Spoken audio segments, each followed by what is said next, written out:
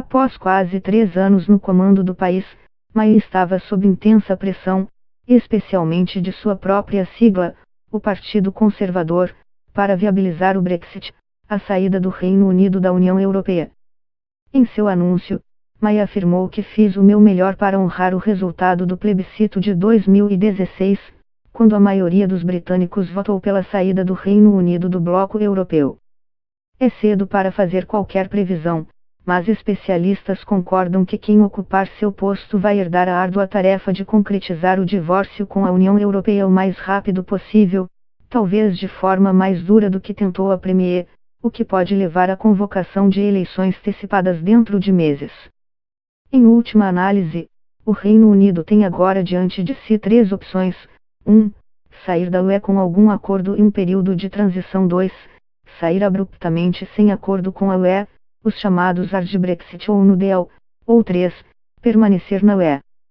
O nome mais cotado para substituir May é o do conservador Boris Johnson, ex-prefeito de Londres, ex-secretário das Relações Exteriores, cargo equivalente ao ministro das Relações Exteriores do Brasil, e principal rosto da campanha pelo Brexit em 2016.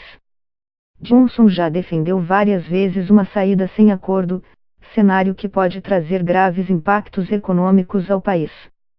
Outros candidatos no páreo ao cargo são Sajid Javid, Mikhail Gove e Jeremy Hunt. O líder da oposição e do Partido Trabalhista, Jeremy Corbyn, também parece querer o Brexit. Ele votou contra a adesão do Reino Unido à União Europeia em 1975, deu pouco ou quase nenhum apoio à campanha para que o país permanecesse no bloco em 2016 e tampouco sinaliza querer outro plebiscito. Quem assumir a liderança do Partido Conservador e, consequentemente, o cargo de May quase certamente terá que exigir um acordo mais duro com o comando da União Europeia, embora o bloco já tenha dito que não vai modificar o tratado de retirada negociado pela Premier. Tal cenário representaria o pesadelo para muitas empresas. O Reino Unido é a 5ª maior economia do mundo. Uma saída dura da União Europeia teria um forte impacto nas relações comerciais do país com o restante do mundo, hoje sob a guarida do bloco econômico, formado por 27 membros. Sozinho, o Reino Unido teria que costurar acordos bilaterais com seus principais mercados. Para muitos analistas, isso seria devastador para a economia britânica e a libra esterlina se desvalorizaria de forma considerável. Por outro lado, o parlamento britânico já se mostrou contrário a essa proposta. Mas ainda não está claro como poderia bloqueá-la se o governo quiser trilhar este caminho. Aparentemente, a única forma de impedir um Brexit por um voto de desconfiança seria uma aposta muito arriscada, para o Partido Conservador, escreveu o think tank britânico Institute of Government. Segundo o parlamento britânico, a moção de desconfiança, também chamada de moção de censura, é uma proposta legislativa com as seguintes palavras: esta Casa Legislativa não possui mais confiança no governo de Sua Majestade. Formalmente, todos os governos de primeiros-ministros britânicos são formados com a concordância da chefe de Estado local, hoje, a Rainha Elizabeth II. Caso a moção seja aprovada pela maioria dos 650 integrantes do parlamento, há uma disputa interna entre os parlamentares para definir o destino do governo. Em um informe recente, o banco de investimento americano JP Morgan elevou para 25% a probabilidade do no deal, não acordo. A instituição financeira aposta que Boris Johnson vai se tornar primeiro-ministro e eleições gerais serão convocadas. Caso esse cenário se confirme, a probabilidade de um novo adiamento na data de saída do Reino Unido da UE seria de 60%. Uma moção de desconfiança é aprovada por uma maioria simples de parlamentares, e nenhum partido consegue conquistar a confiança da Câmara dos Comuns, o equivalente à Câmara dos Deputados no Brasil, em 14 dias.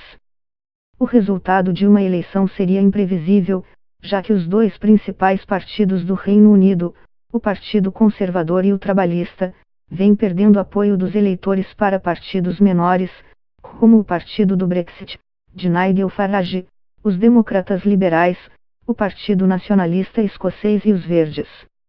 Um governo de maioria conservadora provavelmente pressionaria por uma decisão mais firme sobre o Brexit. Um governo de maioria trabalhista tentaria nacionalizar várias empresas estratégicas, ou pode haver um governo minoritário ou de coalizão. A saída de May deve redefinir o debate sobre como será a saída do país da União Europeia. Mas também dará tempo para que opositores do divórcio pressionem por um novo plebiscito ou até mesmo pela revogação do artigo 50, artigo que define o procedimento para a saída de um Estado-membro do bloco. A permanência do Reino Unido na UE poderia se concretizar a partir de uma vitória dos trabalhistas nas eleições gerais. Embora Corbyn tenha falado vagamente sobre essa possibilidade, o partido parece querer uma segunda votação. Outro caminho seria via parlamento. Em um vácuo de poder, os legisladores poderiam simplesmente votar por um novo plebiscito, embora essa proposta não tenha ganhado quórum suficiente em votações anteriores. Em todo caso, se o parlamento acabar decidindo por um novo plebiscito, o Reino Unido teria de pedir que a data do Brexit fosse adiada novamente, para depois de 31 de outubro, de modo que haja tempo suficiente para uma nova campanha. Além disso, mesmo nessa hipótese, ainda não está claro como os britânicos votariam. E se a maioria dos eleitores decidisse pela permanência do país na UE, os partidários do Brexit poderiam exigir um terceiro e decisivo voto. Quem quer que seja o novo primeiro-ministro britânico terá extrema dificuldade em negociar um acordo totalmente novo, especialmente depois de May ter passado 2 anos negociando seu próprio pacto. A UE está disposta a rediscutir a declaração política sobre os laços bilaterais após o Brexit, mas não o tratado de retirada parte do pacto que é de aplicação obrigatória e que contém um arranjo para o chamado backstop da fronteira irlandesa, que acabou minando a proposta de May. Definido por alguns como uma espécie de apólice de seguro, o backstop é um dispositivo que visa a garantir que não haverá a temida fronteira rígida entre as duas Irlandas, mesmo que o UE e Reino Unido não alcancem um acordo em temas comerciais e de segurança. Basicamente implicaria, como último recurso, manter temporariamente a Irlanda do Norte dentro da União Aduaneira e do Mercado Comum Europeu, enquanto o restante do território britânico passaria a seguir novas regras. De acordo com esse modelo, a Irlanda do Norte ficaria incorporada às regras de mercado da UE.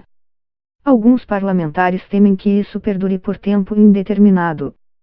Os líderes europeus dizem que o acordo ao qual chegaram com May derrotado no parlamento é o melhor e único possível. E que não estão dispostos a continuar negociando. Irlanda, república independente que integra a UE, e Irlanda do Norte, território que, junto com Escócia, País de Gales e Inglaterra, forma o Reino Unido, dividem a ilha de mesmo nome. Atualmente, tanto a República da Irlanda como o Reino Unido são membros da União Europeia, não havendo portanto na ilha, qualquer fronteira física ou barreira, e mercadorias e pessoas circulam livremente de um país para o outro. Mas, a partir do momento em que a saída do Reino Unido do bloco europeu estiver consolidada, haverá controle de produtos e de passaportes na fronteira, o que contraria os termos do chamado Acordo de Belfast, assinado em 1998 e que encerrou anos de animosidade e violência entre católicos e protestantes irlandeses. Em abril, o presidente da França, Emmanuel Macron, argumentou contra uma prorrogação de 1 ano do Brexit, dizendo ser arriscado demais para as instituições da UE, mas a chanceler alemã, Angela Merkel, vem tentando evitar um rompimento desordenado, o que certamente prejudicaria a economia do bloco.